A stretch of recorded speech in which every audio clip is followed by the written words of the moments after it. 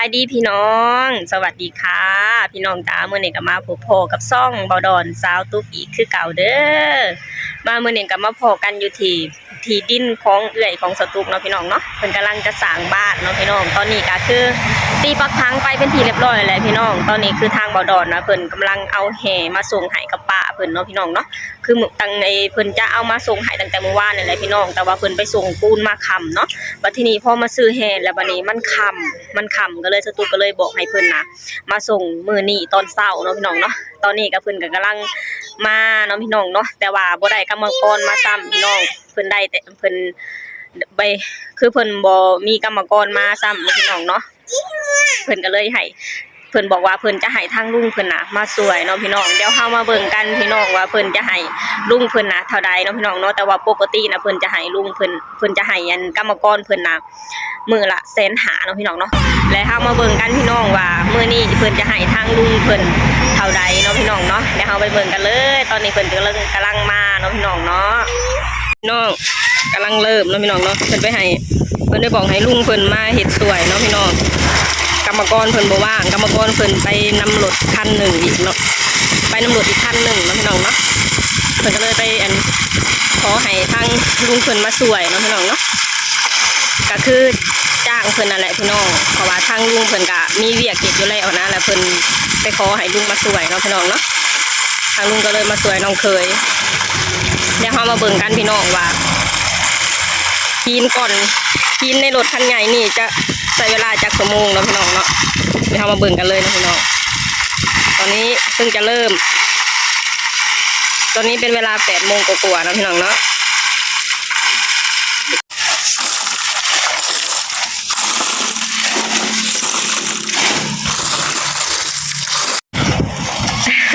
ยังบ่ทันได้ครึ่งอยู่ผ่านไปประมาณ10 นาทีกว่าๆเนาะพี่น้องเนาะสู้ๆกันไปเนาะพี่น้อง2 คนก็ดีกว่าคนเดียวเนาะที่แรกเพิ่นว่าจะเอากรรมกรมาพี่น้องแต่เมื่อวานนี่แหละพี่น้องเพิ่นบอกว่าจะเอามาเมื่อวานนี่เนาะแบบว่าเพิ่นไปส่งปูนแล้วเพิ่นไปเอาแห่อยู่ที่บ่อนเขาเจ้าขายโดยเฉพาะเลยพี่น้องเพื่อจะเอามาส่งให้ทางป้าเพิ่นเนาะพี่น้องเนาะแล้วบัดที่นี่ป้าพอไปแล้วมันค่ำสตุ๊กก็เลยโทรไปว่าเอามาลงมื้อเช้าดีกว่าเพราะว่ามันค่ำแล้วนะพี่น้องมันจะบ่เห็นหุ่งในการเอาลงแน่แล้วก็การถอยรถถอยล่างมันก็มืดเนาะพี่น้องเนาะอีกอย่างกรรมกรเขาเจ้าก็เมื่อยแล้วเขาเจ้าก็อยากพักผ่อนเลยเนาะพี่น้องพอมื้อเช้ามาเพิ่นก็เลยเอามาส่งคนเดียวเลยทางกรรมกรก็คือไปอีกรถคันหนึ่งเนาะพี่น้องเนาะที่เพิ่นสั่งมาเนี่ย10 เมตรก่อนเด้อพี่น้องทั้งแห่ทั้งทราย10 เมตรก่อนเนาะพี่น้องเนาะระวังแห่กับทรายเนี่ยคิดเป็นเงินบาทนะพอดี9,000เนาะพี่น้องเพิ่นก็คิดค่าน้ำมันเพิ่นกับไปกับ1,000เนาะพี่น้องแล้วก็มาคิดค่ากรรมกรเพิ่นลงแน่คือรวมกันทั้งหมดคือ9,000เนาะพี่น้องเนาะนี่แบบว่าไปสั่งซื้อมาแบบนี้นะจะถือกว่าซื้ออยู่ที่ร้านเนาะพี่น้องเนาะเพราะว่าอยู่ที่ร้านอยู่แถวบ้านก็คือแบบว่าเขาเจ้าเอามาขายต่อเอากำไรอ่ะนะพี่น้องก็จะแพงกว่าเนาะแต่อันนี้บดอนเปิดไปหับซื้ออยู่ที่ห้างเขาเจ้าโดยเฉพาะเลยราคากะสิลดก่อนลงเนาะพี่น้องเนาะบอกพี่น้องมักกันหลายนะพี่น้องเลย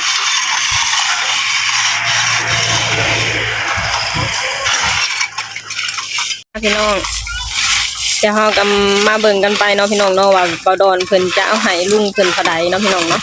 เพราะว่าปกติเพิ่นให้กรรมกรเพิ่น150,000เนาะพี่น้อง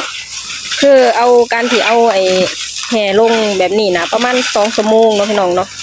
ประมาณ2 ชั่วโมงกันแล้วเนาะพี่น้องแล้วก็เขาเจ้าก็ได้ค่าแรงไป150,000เนาะพี่น้องเนาะถ้าว่าคิดเป็นเงินบาทก็ประมาณ200 กว่าบาทเนาะพี่น้องเนาะประมาณ200 23ประมาณนี้เนาะพี่น้องเนาะเดี๋ยวเรามาเบิ่งกันว่าทางน้องคายเคยเพิ่นจะเอาให้ลุงเพิ่นเท่าใดเนาะพี่น้องเนาะน้องเคยกับลุงสู่ต่อพี่น้องเลยเพิ่นเอาลงกันนะจะประมาณ1 ชั่วโมงกว่าหรือ2 ชั่วโมงกันแล้วล่ะพี่น้องก็ได้เงินไปแล้ว 150,000เนาะพี่น้องเนาะทางว่าคิดเป็นเงินบาทประมาณ200กว่าๆเนาะพี่น้องนี่แหละพี่น้องการหาเงินอยู่ที่ประเทศลาวนะถ้าหากว่าเป็นงานที่นักๆแบบนี้นะค่าแรงก็จะโอเคแน่เนาะพี่น้องเนาะก็จะหลายแน่เนาะเพราะว่าเฮ็ดงานแค่2 ชั่วโมงก็ได้แล้วประมาณ200กว่าบาทเนาะพี่น้องเนาะ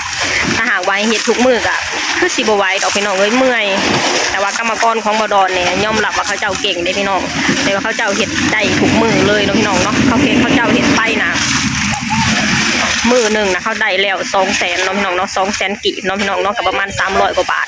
เอาปูนลงนะประมาณ 2-3 ชั่วโมงก็แล้วเนาะพี่น้องเนาะที่เหลือก็คือเมื่อพักผ่อนหาว่าเขาเจ้าบ่อยากไปต่อแต่ว่าส่วนมากเขาเจ้าบ่ได้ไปต่อดอกพี่น้องเพราะว่าเขาเจ้าเอาปูนลงในคันนี้ก็เมื่อยแล้วเบิดแห้งแล้วเนาะพี่น้องเนาะก็คือต้องเมื่อพักผ่อนนะคะมือหนาจังลงใหม่เนาะพี่น้องเนาะแต่ว่าทางว่าคิดเป็นในเงิน300 บาทอยู่ที่ประเทศลาวนี่ได้หลายเด้พี่น้องเอ้ยถึงจะเป็นงานแต่ว่าบ่ไหวน้ำงานหนักเนาะพี่น้องเนาะพี่น้องคือค่าแรงของกรรมกรก็จะได้ประมาณนี้เนาะพี่น้องเนาะส่วนค่าแรงของโซเฟอร์คือทางเบาดอนก็ได้เป็นเดือนเนาะพี่น้องเนาะเดือน1-2ประมาณเดือน2 ล้านกว่าๆมาคิดใส่เป็นเงินเที่ยวก็ประมาณ3 ล้านเนาะพี่น้องเนาะประมาณ3 ล้านกว่าๆเนาะพี่น้องเนาะก็ทูๆไทยๆกันไปอะไรพี่น้องพอได้อยู่ได้กินเนาะพี่น้องเนาะถามว่าได้หลายบอกก็บ่ได้หลายปานใดดอกพี่น้องเดือนละ3 ล้านก็ตกเป็นเงินก็คิดเป็นเงินไทยก็ประมาณ 4,000 เนาะพี่น้องเนาะประมาณเดือนละ 4,000 กว่าบาทเนาะพี่น้องประมาณ 4,400 กว่าบาทนี่แหละพี่น้องเลยแต่ว่าก็ค่อยทูๆไทยๆกันไปเนาะพี่น้องเนาะเพราะว่าก็อาศัยได้กินน้ำเงินเที่ยวถ้าหากว่าออกดูกะได้ดูเนาะพี่น้องเนาะได้เที่ยวละแสนเนาะพี่น้องเนาะมาพี่น้องเปลี่ยนด้านเอาลงทีละด้านเนาะพี่น้องเนาะถ้าหากว่าจะเคลียร์ลงด้านเดียวก็คือสิบ่ไหวนะพี่น้องก็เลยต้องเปลี่ยนด้านเอาเนาะพี่น้องเนาะนะ โซเฟอร์เราขี่รถพ่อนี่ไว้ทางนี้เนาะพี่น้องเนาะเพราะว่าหินน่ะมันอยู่ทางนี้เด้บัดทีนี้ทางอีกด้านนึงนะคือขวดลงเบิดแล้วเนาะพี่น้องเนาะก็เลยมากลับด้านเอาเบื้องนี้เอามันจะได้ง่ายจากกับการเอาลงเนาะพี่น้องอีหยังออเดอร์เจอออเดอร์เข้าอีกแล้วจ้าออเดอร์ปูนกันมาเอาหินก็ยังลงมาแล้วไปส่งใคร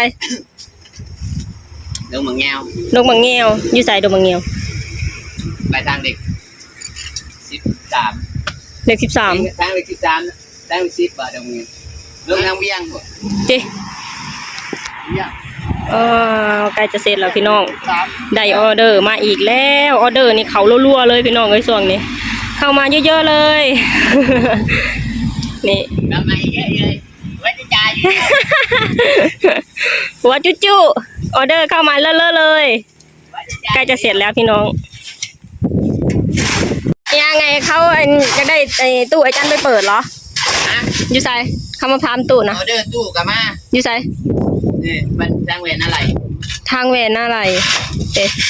เขาเอาวะเดือนบัวเส้นน่ะเด้อ๋อเขาเอาเหรอใกล้ๆให้เดือนบัวเส้นน่ะงานตู้กับเขามาพี่น้องว่างานเข้ามารัวๆเลยพี่น้องเลยงานตู้เข้ามาอีกแล้วมาเอาหินลงไปต่อเลยพี่น้องทางออเดอร์ปูนกับโทรมาแล้วให้เอารถไปใส่ปูนเนาะพี่น้องเนาะตอนนี้ทางไงน้องเคยกับทางลุงก็ยังเอาหินลงกับเบิร์ดเนาะพี่น้องอีกประมาณ30 นาทีกับเบิร์ดแล้วเนาะพี่น้องเนาะมันยังเหลือบ่หลายปานใดพี่น้องเก็บงาน เอาผ้ามันขึ้นเนาะพี่น้องเนาะเอาขึ้นพอเดียวบ่ได้อีกได้มันหนัก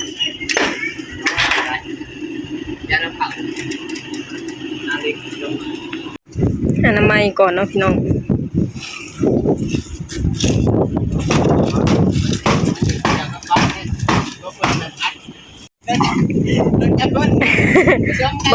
ผสมดุลกันเลยเนาะ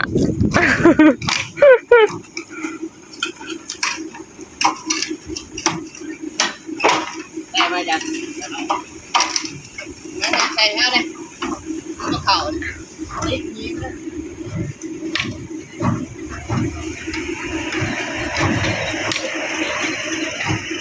โอเคเอ้า หลุดมันหลุดโอเคเรียบร้อยแล้วพี่น้อง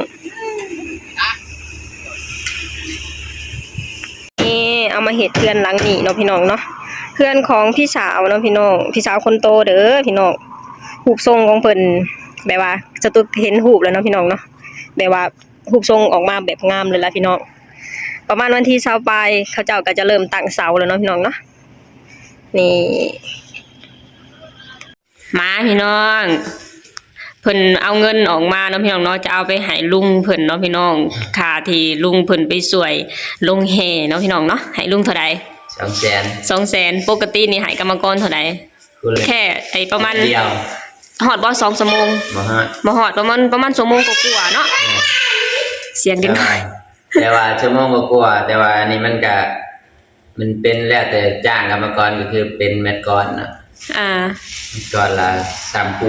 ว่าง่ายๆคือลงแค่ชั่วโมงกว่าๆได้เงิน150,000แม่นบ่ได้เงิน150,000คือคิดเป็นเงินไทยก็ประมาณ200กว่าบาทเนาะพี่น้องเนาะแต่ว่ามื้อนี้เพิ่นน่าจะให้ลุงเพิ่นเป็นพิเศษพี่น้อง 200,000 ไปเลย100,000ไปเลยจบคลิปให้แน่ตอนนี้ลุงเพิ่นก็บ่อยู่พี่น้องจักลุงเพิ่นไปไสจบคลิปเลยบ่ดานก็สิขอจบคลิปจังนี้เด้อพี่น้องฝากให้พี่น้องกดไลค์กดแชร์กดติดตามช่องบาดอนซาตุกนี่เด้อบ๊ายบายสบายดีสวัสดีครับ